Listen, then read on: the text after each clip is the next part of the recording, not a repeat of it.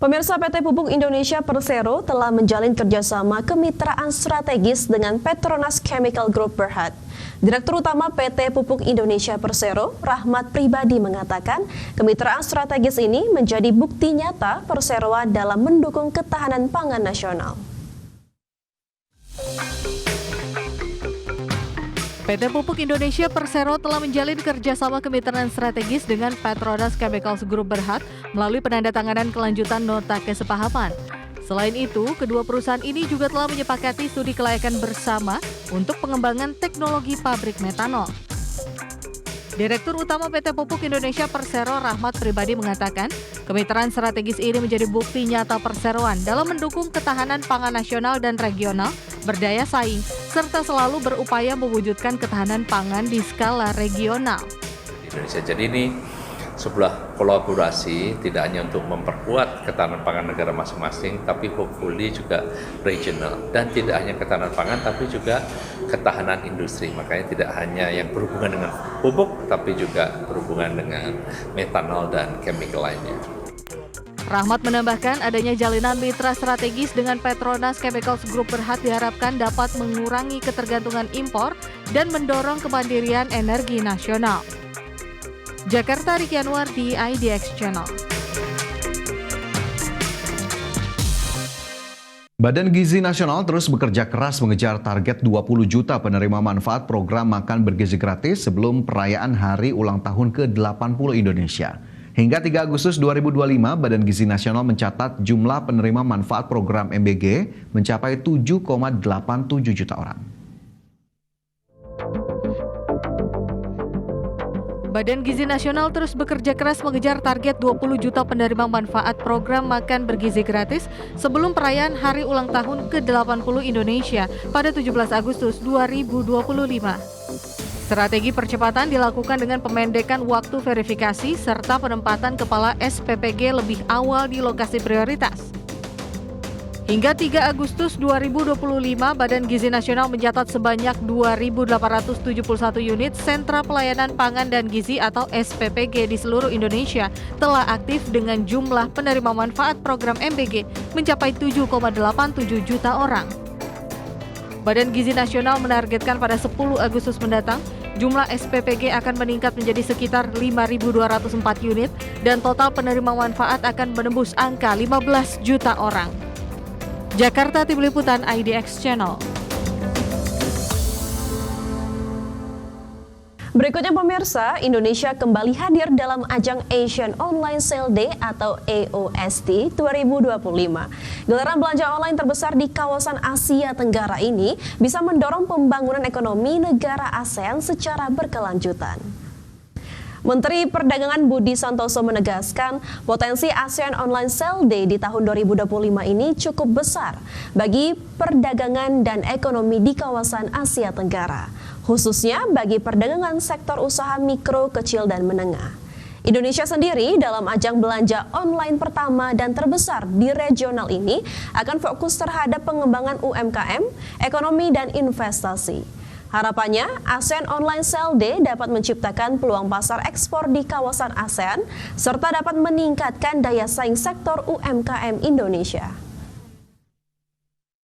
Saya berharap adanya ASEAN Online Sale Day ini dapat menjadi ajang para pengusaha, khususnya UMKM, untuk memperkenalkan dan memasarkan produk-produknya di pasar ekspor, terutama di negara-negara anggota ASEAN.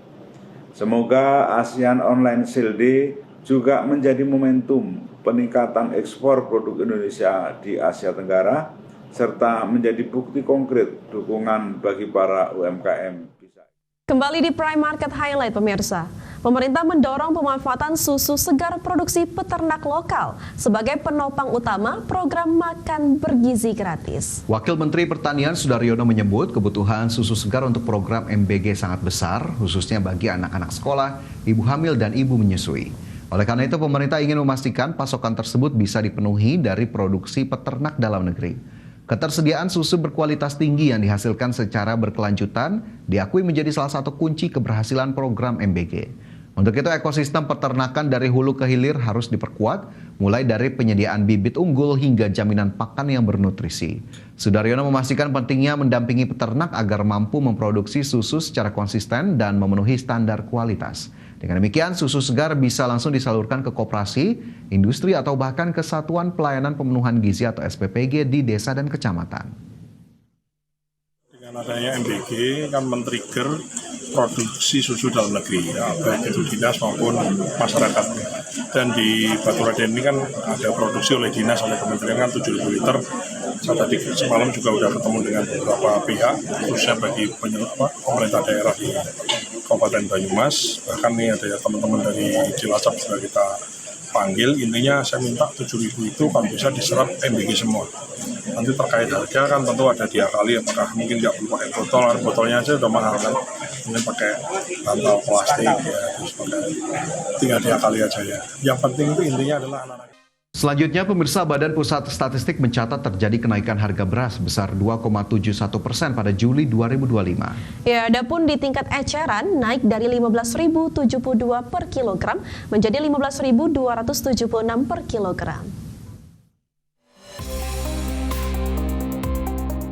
Badan Pusat Statistik mencatat terjadi kenaikan harga beras di tingkat grosir, penggilingan, dan eceran, di mana rata-rata sebesar 2,71% pada Juli 2025. Berdasarkan kualitas beras di penggilingan, beras premium naik 1,93% secara bulanan dan naik 2,14% secara tahunan.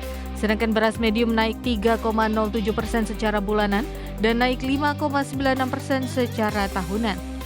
Rata-rata harga beras di penggilingan pada bulan Juli 2025 secara total adalah naik 2,71% secara month-to-month dan naik sebesar 4,14% secara year on year. Dan jika kita pilah menurut kualitas beras di penggilingan, maka beras premium naik 1,93% secara month-to-month dan naik 2,14% secara year on year. Adapun harga beras di tingkat penggilingan mengalami kenaikan dari Rp12.994 per kilogram menjadi Rp13.346 per kilogram. Beras di tingkat grosir dari Rp13.979 per kilogram menjadi Rp14.202 per kilogram. Serta di tingkat eceran dari Rp15.072 per kilogram menjadi Rp15.276 per kilogram. Tim Liputan IDX Channel.